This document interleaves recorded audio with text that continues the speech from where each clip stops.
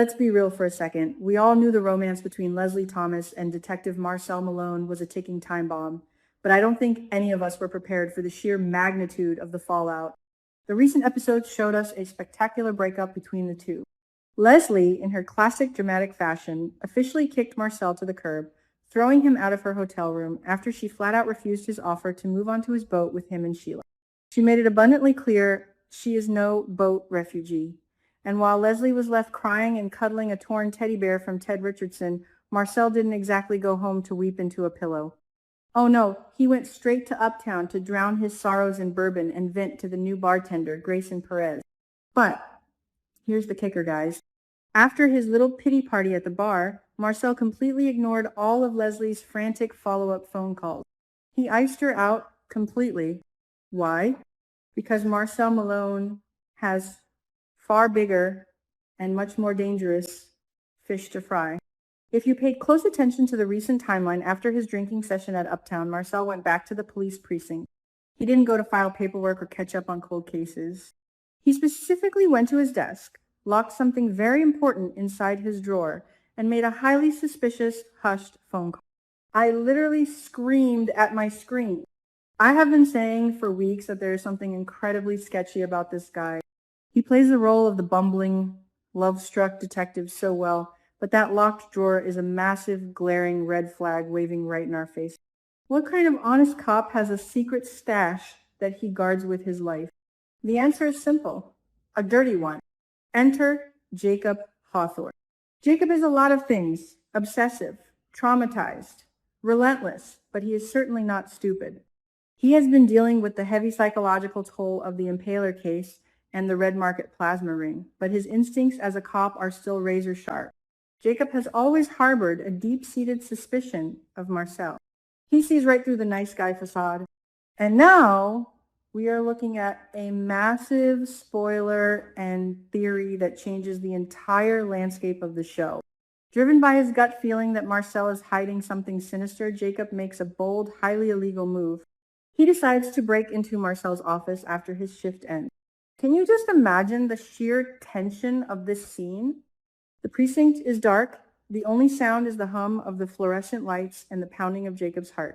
He sneaks into Marcel's workspace, pulling out his lock-picking tool. He works on that notoriously locked desk drawer, the one Marcel guards like a dragon guarding its gold. Click. The drawer slides open.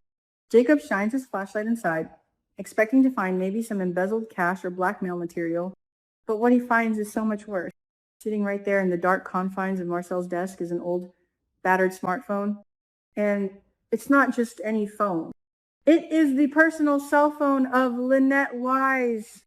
Yes, you heard me right. Lynette Wise, the woman who mysteriously vanished into thin air months ago. The same Lynette that Haley Hamilton tried to convince everyone was chased out of town by Dr. Leah Whitmore. The same Lynette that Smitty has been desperately trying to track down for his investigative journalism piece. Finding her phone in Marcel's desk is a monumental plot twist. It completely shatters the illusion of Marcel as a law-abiding citizen. Why on earth would the lead detective have the missing victim's phone locked away like a personal trophy? The horrifying truth begins to unravel as Jacob powers on the device and scrolls through the data. Marcel wasn't investigating Lynette's disappearance. He was actively covering it up. The phone reveals a chilling trail of evidence. Jacob finds a series of highly threatening, aggressive text messages sent to Lynette from none other than Randy Parker. But wait, it gets crazier. The timestamp shows that Marcel had been actively tampering with the device, systematically destroying and deleting the digital footprint that linked Randy to Lynette's. Marcel isn't just a bad cop. He's an active accomplice to a major crime. This revelation means that Marcel is the one who helped Randy stage the entire crime scene. He used his insider knowledge of police forensics and investigative protocols to make it look exactly as if Lynette had simply packed her bags and fled Fairmont Crest on her own accord. He manipulated the evidence, filed false reports, and deliberately led the entire police department on a wild goose chase to protect Randy.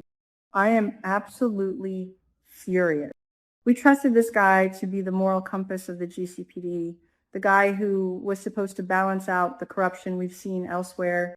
Instead, he is a snake in the grass, using his badge as a shield to commit heinous crimes. How could he do this to Lynette?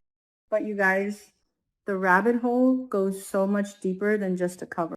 If Marcel is working with Randy Parker, then he is directly tied to the biggest, most lethal storyline currently happening on the show, the plot to murder Bill Hamilton.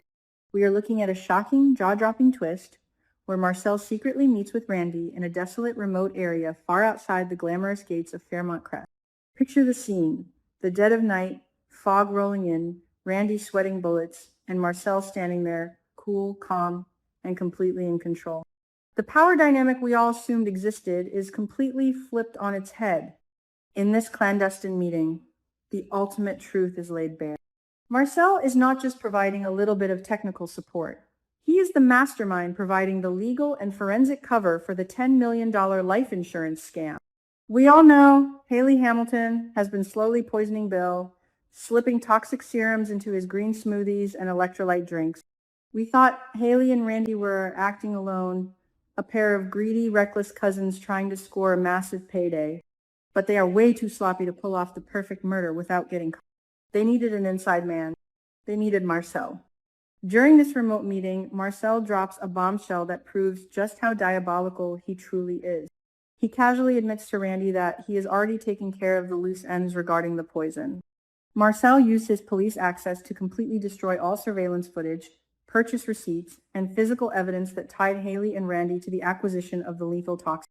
And the cherry on top of this evil sundae? Marcel reveals that he didn't just destroy the evidence, he planted it. He framed a deceased, nameless drifter for the purchase of the poison, ensuring that even if the toxicology reports come back positive on Bill, the police will hit a dead end, blaming a ghost for the crime. It is a level of sophisticated villainy that I never expected from Marcel Malone. And of course, a dirty cop doesn't do this out of the goodness of his heart. Marcel has a steep price. During their tense standoff in the woods, the terms of their dark alliance are reiterated. Randy didn't just ask for a favor, he made a deal with the devil. In exchange for ensuring Bill's death looks like natural causes and that the insurance company pays out without a hitch, Randy has promised Marcel a staggering 50% of the inheritance. That is $5 million. This explains absolutely everything about Marcel's recent behavior. It explains why he was so quick to dump Leslie Thomas and why he didn't care about her money or her lavish lifestyle.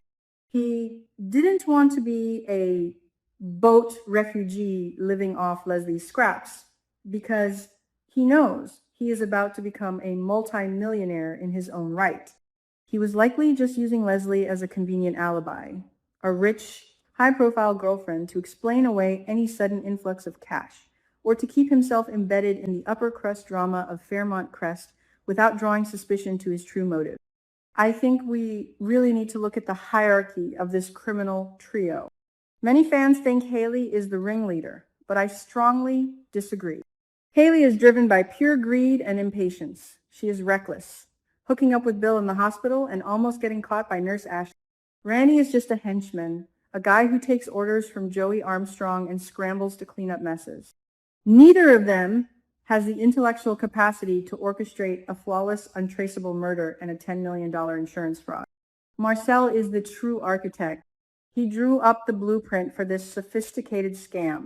He is the one pulling the strings, letting Haley take the physical risks while he sits back, protected by his badge, waiting to collect his millions.